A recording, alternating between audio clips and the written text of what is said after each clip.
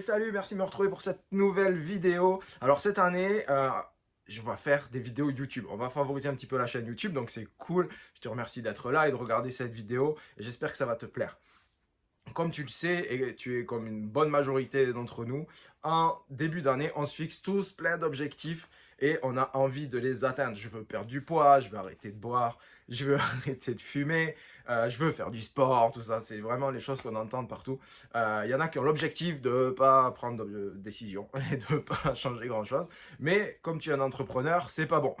Tu es presque contraint, on va dire, d'arriver avec des objectifs et de les atteindre.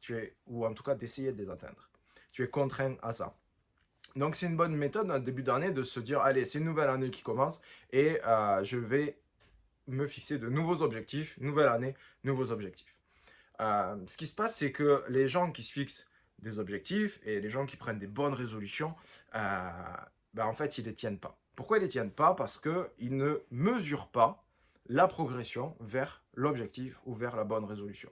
Si tu prends l'exemple de quelqu'un qui veut perdre du poids, euh, qui ne quantifie pas le volume de poids qu'il doit perdre, le nombre de kilos qu'il doit perdre. Qu'est-ce qui se passe? Il dit, ben, je veux perdre du poids. Ok, c'est bien. Le premier jour, il mange de la salade, il boit de l'eau, tout va très bien. Le deuxième jour, super, il continue, etc. Au bout d'une semaine, il passe devant une boulangerie et il va acheter plein de pâtisseries. Pourquoi? Parce que c'est pas quantifié. Il n'a pas mesuré où il en était dans l'atteinte de son objectif. Donc moi, ce que je te propose, à toi qui es entrepreneur et qui a des objectifs pour ton entreprise du paysage, ce que je te propose, c'est de fixer un carnet de route pour cette année en définissant clairement quels objectifs tu as envie d'atteindre et quelles bonnes résolutions tu veux prendre. Alors ça peut être des objectifs en termes de chiffre d'affaires, ça peut être des objectifs en termes de nouvelles activités, ça peut être des objectifs en termes de rentabilité. C'est vraiment ce que je te recommande aujourd'hui, d'avoir une bonne rentabilité. C'est ce qui va assurer la pérennité de ton entreprise, c'est ce qui va te permettre de vivre la vie que tu souhaites à travers ton entreprise et pas vivre pour ton entreprise.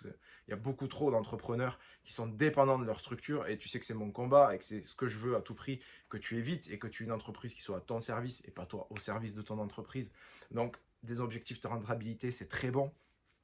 N'hésite pas aussi à te fixer des objectifs en termes de nouveau matériel. Est-ce que je vais pouvoir m'acheter un nouveau matériel cette année? Est-ce que ça va aider mon entreprise à croître? Est-ce que ça va stabiliser mon entreprise? Est-ce que je vais peut-être faire de la trésorerie pour anticiper des problèmes, etc.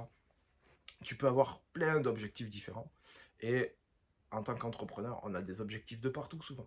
Mais c'est bien d'en fixer des, pas des petits, mais un, deux, peut-être trois, mais pas plus, mais d'arriver à les atteindre. Imagine que tu te fixes juste deux objectifs par an et que tu arrives à atteindre tous les ans ces deux objectifs-là, ton entreprise va avoir une croissance énorme. Si tu prends le point de départ maintenant et dans 20 ans, tu verras que ton entreprise elle aura une croissance énorme et que ceux qui ne se sont pas fixés d'objectifs ou ceux qui se sont fixés des objectifs flous, comme je vais perdre du poids, mais pour leur business en disant je vais grossir mon chiffre d'affaires, par exemple, ils n'y arrivent pas en fait. Ils n'y arrivent pas. Pourquoi ils n'y arrivent pas? Parce que l'objectif n'est pas clairement défini.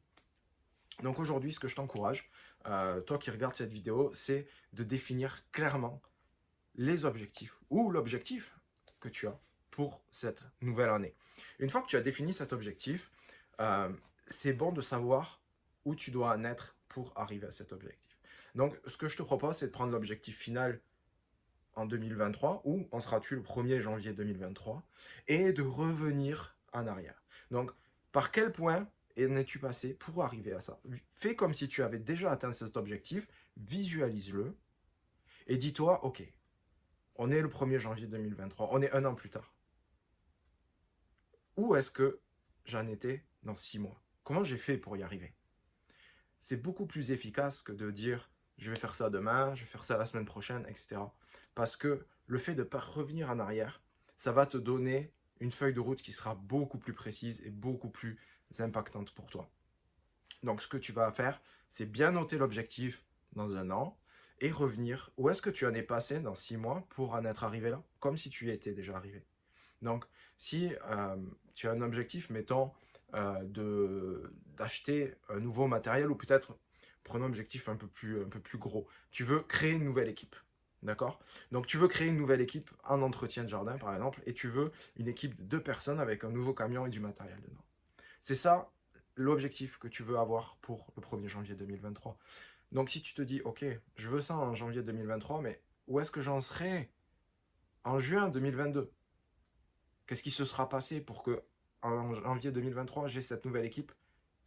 Ben, peut-être qu'en juin 2022, ce sera le recrutement d'une nouvelle personne qui sera le chef de cette équipe-là.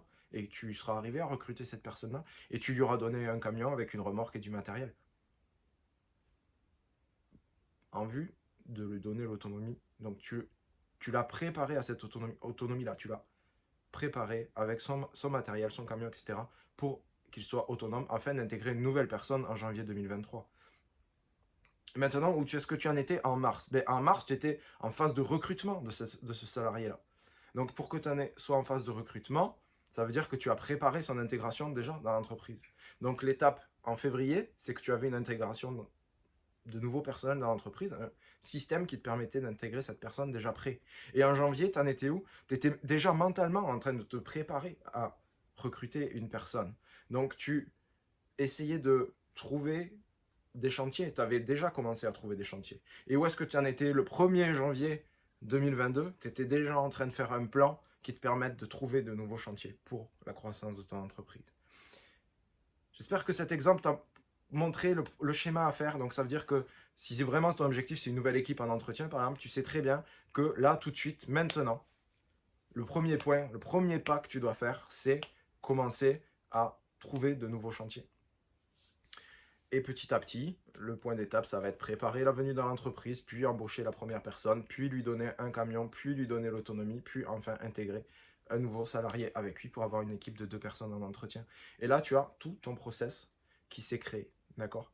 Ça te permet aussi de voir quelque chose, c'est que de voir la réalisation. Est-ce que c'est réalisable? Parce que un objectif, euh, on surestime souvent ce qu'on peut faire. C'est une phrase que j'aime beaucoup parce qu'elle est tellement vraie. C'est qu'on surestime souvent ce qu'on peut faire demain. Par contre, on sous-estime ce qu'on peut faire dans 10 ans. Et le fait de partir en arrière, comme ça, de partir à la fin de l'année, puis de revenir, ça va te permettre justement de voir si c'est réalisable. Parce que demain, dire je vais acheter un camion, mettre 2 personnes dedans et les envoyer bosser, ok, c'est jouable. Il n'y a pas de problème. Mais est-ce que ça va être rentable? Comment ça va se passer? Est-ce que c'est pas trop rapide? Etc. Tout ça, tu ne l'anticipes pas de la même manière que si tu le prends dans un an et que tu reviens en arrière. Donc, moi, ce que je te recommande, là tout de suite, c'est de voir si ton objectif est réalisable. Parce que, imaginons que demain, la première démarche soit de trouver de nouveaux chantiers. Tu sais très bien que pour embaucher une personne, il te faut une base de, mettons, 4 000 € par mois. Et tu as besoin de rentrer 4 000 € avant d'embaucher ce nouveau salarié. Ça veut dire qu'il te faut trouver là tout de suite 4 000 € de contrat qui rentrent. Et si tu vois que c'est trop gros pour toi de trouver 4 000 € de contrat qui rentrent en un mois ou 2 mois, ben, c'est que c'est peut-être pas l'objectif qui est réalisable pour toi. Peut-être que l'objectif, ce sera dans 2 ans. Et que du coup, là, cette année, ça va être de commencer avec rentrer peut-être 2 000 € à la fin de l'année. Et avec de l'intérim ou avec des contrats saisonniers, tu vas pouvoir intégrer ça doucement dans ton entreprise. Donc ça te permet vraiment d'avoir cette visualisation complète du plan d'action que tu vas mettre en place. Donc vraiment, pour cette année, si tu veux réaliser tes objectifs, si tu veux les atteindre, le but, c'est de les noter clairement et de définir clairement par quel point de passage tu es passé, c'est le cas de le dire, pour arriver à atteindre cet objectif à la fin de l'année. Donc moi, ce que je te souhaite, c'est de pouvoir faire tout ça, de le mettre en place et de bien rester focus sur ton objectif et de ne pas te disperser parce que beaucoup de personnes aussi se dispersent rapidement sur plusieurs objectifs à la fois, mais de rester vraiment, tu resserres tout et tu restes focus comme un laser sur l'objectif que tu veux pour cette nouvelle année. Je te remercie d'avoir suivi cette vidéo jusqu'au bout. J'espère que ça t'a aidé, que ça t'a apporté beaucoup de valeur. Écoute, je t'invite à t'abonner et comme ça tu rateras pas parce que cette année on va faire pas mal de vidéos sur YouTube, mais ça je crois que je l'ai déjà dit. Donc je te dis à très très vite pour une nouvelle vidéo ou peut-être en podcast. A plus, ciao, merci.